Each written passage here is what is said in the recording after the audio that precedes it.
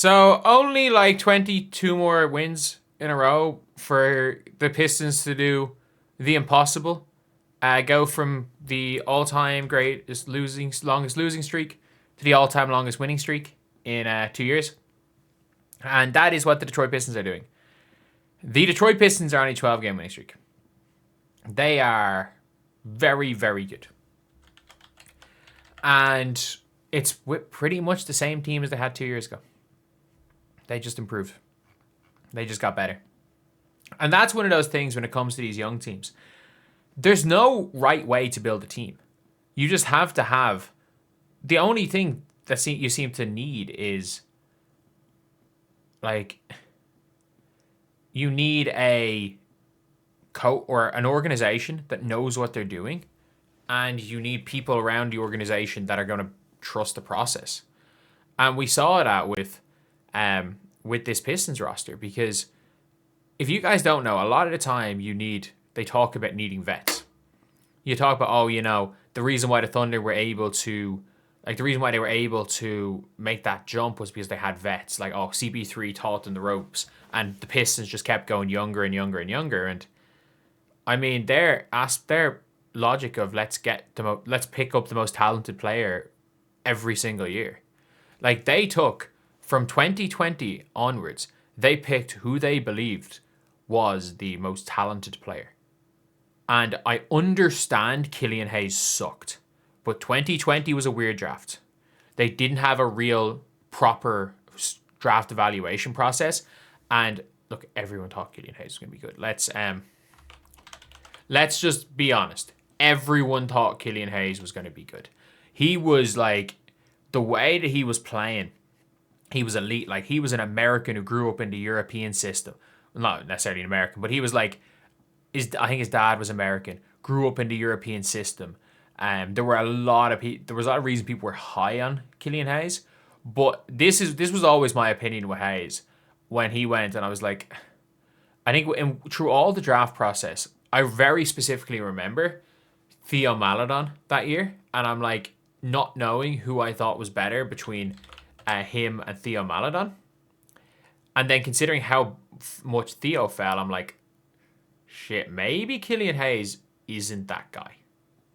Because I'm like, if a guy that I think's equal to him has fallen to the second round, then maybe I'm just too high on Killian Hayes. But yeah, that's one of those things. And then obviously in 2021, you take Cade Cunningham number 1. You take the obvious number 1 pick. Who, by the way, as good as Cade Cunningham has been as an NBA player, like he might make the All NBA first team this year. People still thought that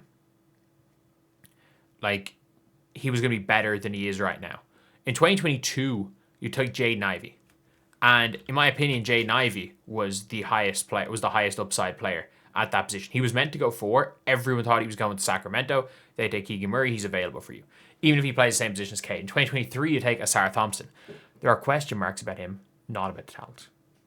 Never about the talent. And then 2024, you take Ron Holland. The questions with Ron Holland were about his fit. Is he too similar to Asar? And then it's just, we're going to take talent and talent will figure it out. And that is what's happened. Cade has figured it out. Jalen Duren, who they also took in 2022, was the youngest player in that draft.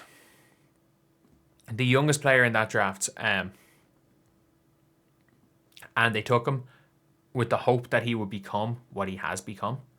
And I have to say again, it's worked out. And you've got a Pistons team now that, this is one thing I'll say, is that they're able to win ugly. They've had a lot of games where they've looked terrible and they've won. And that's not normally the sign for a young team. Winning ugly is a rare enough thing for young teams. Because at the end of the day, a lot of times these young teams have to learn how to win. And this team that went from being the worst team in the NBA to giving the New York Knicks a scare last year. They gave the Knicks a scare, and right now they are contenders in the Eastern Conference, and they don't have to make a Larry Markkinen trade. They don't have to do what some fans think of, like a Trey Murphy trade. They are contenders as it is. Who's good in the Eastern Conference? Milwaukee aren't good. Boston aren't good. Philly aren't good. Orlando aren't good, albeit Orlando were on a bit of a streak. New York aren't great. Cleveland are okay. Miami, look, I'm a Heat fan. Miami aren't that good. Toronto aren't that good. There's a good chance they're the number one seed in the Eastern Conference, and they don't have to do anything. Even if you lose, if you get to the conference finals and you lose this year, that's still a good starting point. That's a really, really good starting point. Because at the end of the day, there's not that many teams that can go out there and say, like, oh yeah, we're a young team. We're a young team, haven't had much playoff experience, and we're the one seed and got to the second round. And do you want to know what team that can say that in there, that they became the one seed and got to the second round a certain amount of years into their rebuild? Yeah, the other team that started their rebuild the same year as Detroit did, the Oklahoma City Thunder. Although they got there a little bit quicker, the Oklahoma City Thunder, they were the first seed, and then they blew it against Dallas. Everyone was talking about, oh, you know, Dallas, like, are Oklahoma City that good? And, you know, is like Shea this upper echelon a superstar? Will the Thunder win it? And a lot of people didn't predict the Thunder to anything because of that this year. And I'm of the opinion that you gotta learn to win sometimes. You gotta get to the second round of the playoffs. You gotta win a playoff series first of all. Like the Thunder lost in the play-in the year before. The Detroit Pistons, 2 years later, are in a situation where, yeah, they're and by the way, that was 2 years after the Thunder last time they were in the playoffs. It took them 3 years to get back to the playoffs.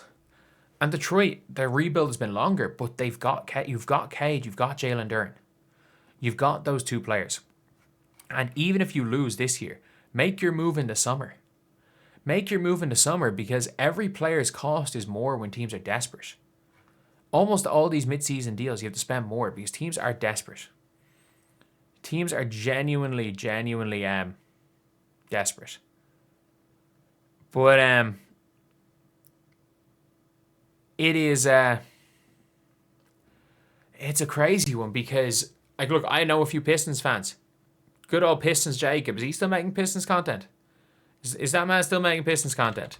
And I know how tough it was for Pistons fans when they were going on that losing streak.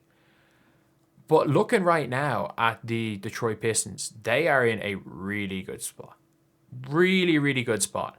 And they absolutely have a chance to push on and do something in the NBA this season. Whether that be just winning a playoff round, whether that be making the conference finals and losing.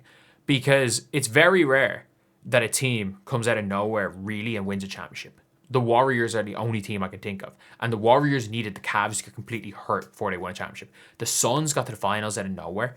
They got beaten by a Milwaukee team that wasn't that good. The Heat got to the finals out of nowhere and lost. But they're the Heat. They're weird. It's weird with the Heat. But yeah, Pistons fans, be happy. You're doing seriously well. But anyway, I'll see you guys.